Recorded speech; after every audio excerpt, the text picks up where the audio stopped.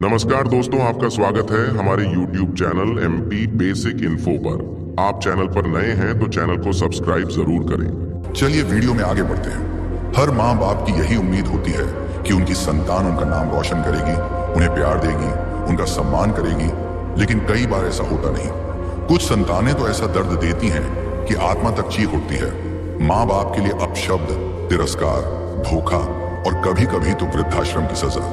अब सवाल ये उठता है कि ऐसी सजा किस गुनाह की मिली? सारा जीवन मेहनत करके पाला, पढ़ाया लिखाया, अपनी खुशियों की कुर्बानी दी और बदले में क्या मिला?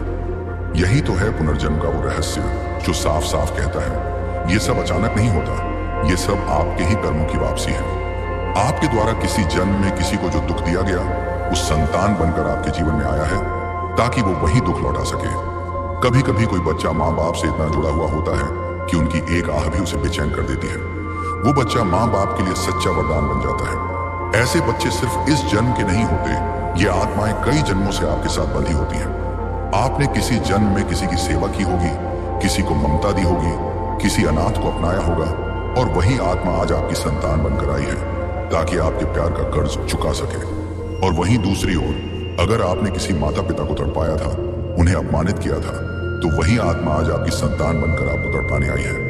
यही है पुनर्जन्म का सच और यही है कर्मा का न्याय। हर संतान अपने आप में एक संदेश लेकर आती है, वो संदेश जो आपके पिछले कर्मों का नतीजा है। अगर आपकी संतान आपके लिए खुशियां लेकर आई है तो समझिए आपने अच्छा बोया था। और अगर आपके जीवन में दुखों की बाढ़ संतान के जरिए आई है तो ये मत सोचिए कि भगवान ने नाइंसाफी की, बल्कि ये सोचिए कि आपने कभी कोई नाइंसाफी की थी जो आज लौट कर आई है। कर्म का ये खेल बेहद सूक्ष्म है, ये वक्त लेता है पर न्याय जरूर करता है। कभी आपने सोचा है कि क्यों कुछ बच्चों को जन्म से ही कोई बीमारी होती है? क्यों कोई बच्चा जन्म लेते ही अनाथ हो जाता है? क्यों कोई मासूम बच्चा अत्याचार सहता है? क्या भगवान निष्ठुर है? नहीं, भगवान तो न्याय का दूसरा नाम है। ये सब कुछ हमारे ही अधूरे कर्मों का हिसाब है। हमने किसी जन्म में किसी मासूम का बचपन छीन लिया होगा, इसलिए आज वही पीड़ा भोगनी पड़ रही है। हमारे कर्मों की छाया ही हमारी संतान के प्रारंभिक जीवन को तय करती है। हमारा दिया हुआ अंधकार हमारे ही घर लौट आता है। इसलिए जब भी कोई बच्चा हमारे जीवन में आता है तो हमें सिर्फ उसका पालन पोषण नहीं करना होता, बल्कि अपने कर्मों का परिशोधन भी करना होता है। जो माता पिता संतान को लेकर हमेशा चिंता में रहते हैं, ये बात नहीं मानता, हमेशा गुस्सा करता है, कभी स्नेह नहीं दिखाता, तो उन्हें यह समझना होगा कि ये सिर्फ बच्चे का दोष नहीं है, ये आपकी आत्मा के बोए हुए बीज हैं जो अब पेड़ बनकर फल दे रहे हैं। संतान के व्यवहार को देखकर खुद के कर्मों का अंदाजा लगाना शुरू कीजिए और फिर अपने वर्तमान को बदलकर भविष्य का सुधार कीजिए, क्योंकि कर्मों की गति वही है, जैसा बोओगे वैसा ही पाएंगे। अगर आज भी चेत गए तो आने वाला कल बदला जा सकता है। आश्चर्य होता है जब कोई बच्चा बिल्कुल अजनबी जैसा व्यवहार करता है, जैसे घर में होकर भी घर का नहीं। ये वही आत्माएं होती हैं जो पिछले जन्मों की कड़वाहट लेकर आई हैं। उनकी आत्मा में घाव है जिन्हें आपने ही दिया था और अब वो चुपचाप लौटकर आपके जीवन में आए हैं ताकि हिसाब बराबर कर सके। ये पुनर्जन्म का सबसे बड़ा रहस्य है कि कोई भी रिश्ता इस जन्म तक सीमित नहीं होता। माँ बेटा, बाप बेटी, भाई बहन, ये सब सिर्फ शरीरों के नाम हैं। आत्माओं की यात्रा इससे बहुत आगे की है। एक माँ कभी किसी जन्म में बहन रही होगी या एक बेटा कभी पति रहा होगा। रिश्तों का ये जाल कर्मों के धागों से बुना होता है और जब तक वो धागा खुलता नहीं, आत्माएं लौटती रहती हैं। इसीलिए जब कोई संतान आपको दुख देती है तो रोइए मत, टटोलिए अपने भीतर। जरूर आपने किसी जन्म में उसे वो दर्द दिया होगा। और जब कोई संतान आपके लिए वरदान बन जाती है तो उसका सिर चूमकर भगवान का धन्यवाद कीजिए। आपने कभी किसी आत्मा के आंसू पोंछे थे और आज वो आत्मा आपके लिए आशीर्वाद बनकर आई है। यही है कर्म और पुनर्जन्म की गहराई। जो दिखता है वो सब नहीं होता और जो होता है वो दिखता नहीं। आपकी संतानें आपकी ही परछाइयां हैं। उनके व्यवहार में आपके पुराने कर्मों की झलक मिलती है। अब सवाल यह है कि अगर हमसे गलती हुई है तो क्या सुधार संभव है? बिल्कुल है। यही तो है मानव जीवन की खूबसूरती। कर्म बदलो तो फल बदल जाएगा, प्रेम दो तो प्रेम लौटेगा, क्षमा करो तो घाव भरेंगे। और अगर संतानें गलत राह पर हैं तो उन्हें कोसने की बजाय उन्हें प्रेम और धैर्य से साधो, क्योंकि ये तुम्हारे ही अधूरे कर्म हैं जो अब पूरे होने आए हैं। दोस्तों, इस वीडियो के अंत तक आप बने रहिए, क्योंकि इस वीडियो से आपको बहुत कुछ सीखने को मिलेगा।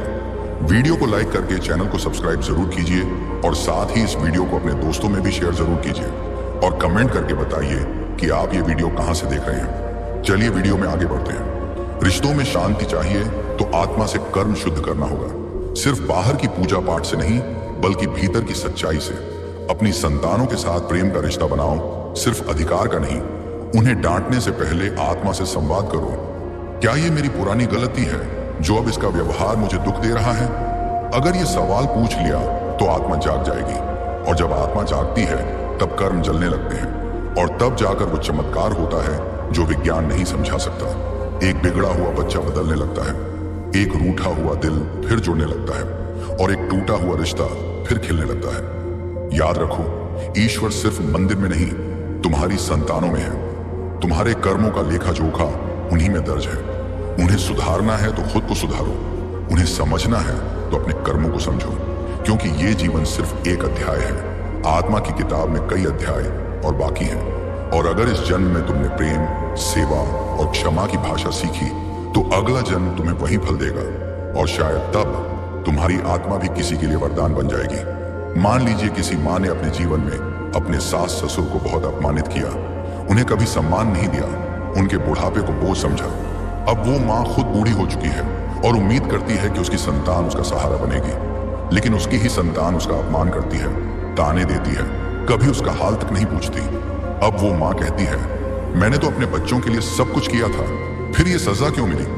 लेकिन वो ये भूल जाती है कि जो दर्द उसने कभी अपने हाथों किसी बूढ़े दिल को दिया था, वही दर्द अब लौट आया है। फर्क बस इतना है कि उस वक्त वो बहू थी और आज माँ है। पात्र बदल गए हैं, लेकिन कहानी वही है। यही है कर्म। एक और उदाहरण सोचिए।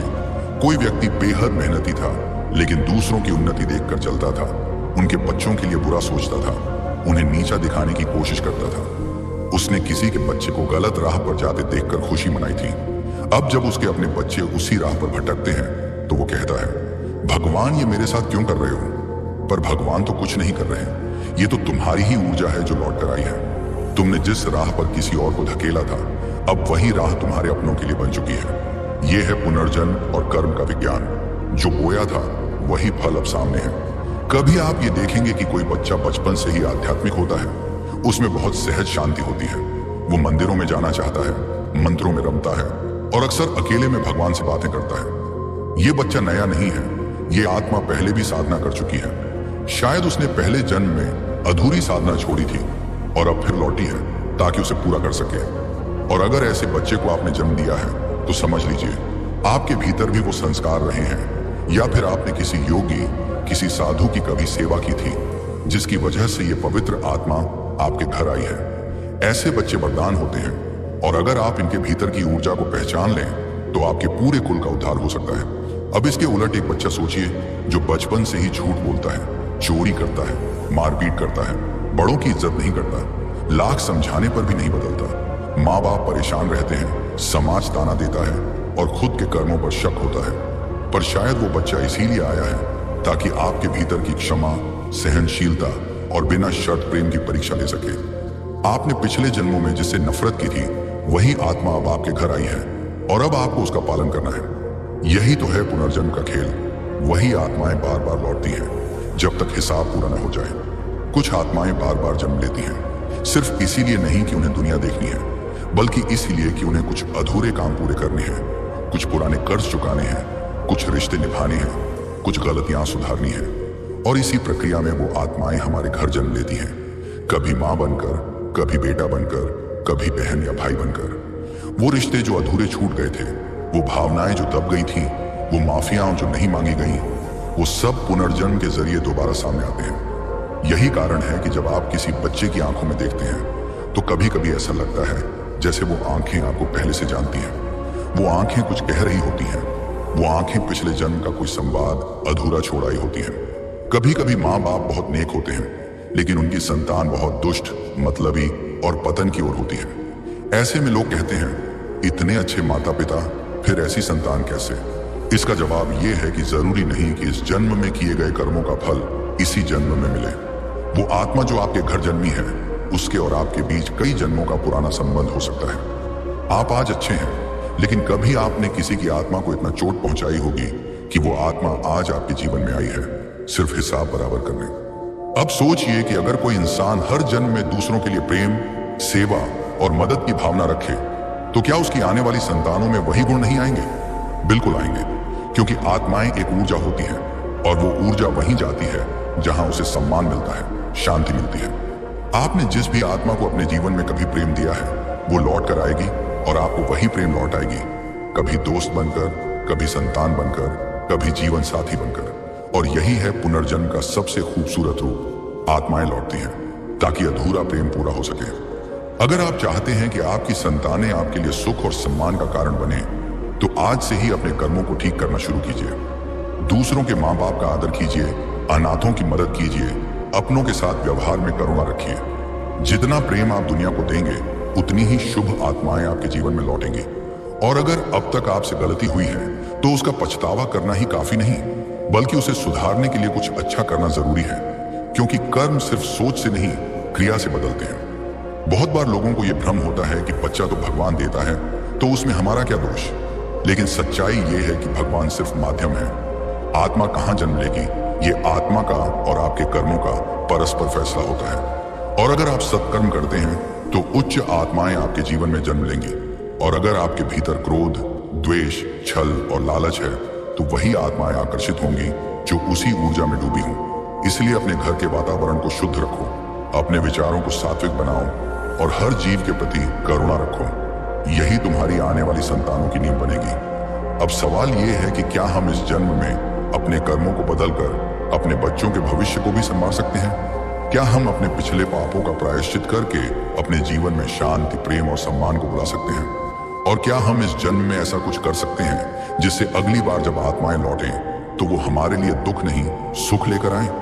जवाब है हाँ, क्योंकि कर्म का सिद्धांत सिर्फ सजा नहीं देता, बल्कि सुधार का भी मौका देता है। ये ईश्वर का बनाया ऐसा नियम है जिसमें अगर आत्मा जाग जाए तो उसकी दिशा भी बदल सकती है, उसकी गति भी। अगर आप महसूस करते हैं कि आपकी संतानें आपको समझती नहीं, आपके लिए बोझ बन चुकी हैं या आपका दिल दुखाती है, तो पहला कदम है अपने भीतर झांकिए। रोइए मत, खुद को कोसिए मत, बस ये जानने की कोशिश कीजिए कि आपने कब किस आत्मा के साथ अन्याय किया था। फिर उस भाव के साथ क्षमा मांगिए, सबसे पहले खुद से, फिर ईश्वर से और फिर उस आत्मा से जो शायद अब आपके बेटे या बेटी के रूप में आपके सामने बैठी है। उन्हें देखकर सिर्फ बच्चा मत समझिए, उन्हें एक चलती फिरती आत्मा समझिए, एक चेतना जो आपके बीते जन्म की कोई कहानी पूरी करने आई है। और जब आप उस चेतना को सम्मान देना शुरू करते हैं, तो आप पुराने कर्मों को जलाना शुरू करते हैं। कई लोग कहते हैं हमने तो किसी का कुछ नहीं बिगाड़ा, फिर क्यों ऐसा हो रहा है? पर वो ये नहीं जानते कि आत्मा की यात्रा हजारों वर्षों से चल रही है। कौन जाने कब किस जन्म में किसके साथ क्या किया गया। इसलिए सबसे बड़ा उपाय यही है, हर दिन खुद को सुधारा जाए, हर दिन हर आत्मा को प्रेम दिया जाए, हर दिन हर रिश्ते को इज्जत दी जाए, क्योंकि आज का किया हुआ कल बनकर लौटेगा। यही कर्म का नियम है। अगर आप चाहते हैं कि आपकी आने वाली पीढ़ियां आपको गर्व महसूस कराएं, तो सिर्फ धन और शिक्षा मत दीजिए, उन्हें संस्कार दीजिए, क्योंकि संस्कार ही आत्मा के साथ यात्रा करते हैं और वही अगले जन्म में आपके घर लौटते हैं।